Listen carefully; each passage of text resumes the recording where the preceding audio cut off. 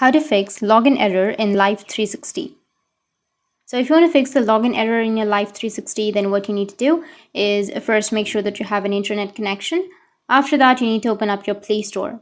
So just tap and launch your Play Store and then go with search, and under search, you need to search for Life360. After searching, you need to just go with the application. If you have any updates under your application, you just need simply go with update.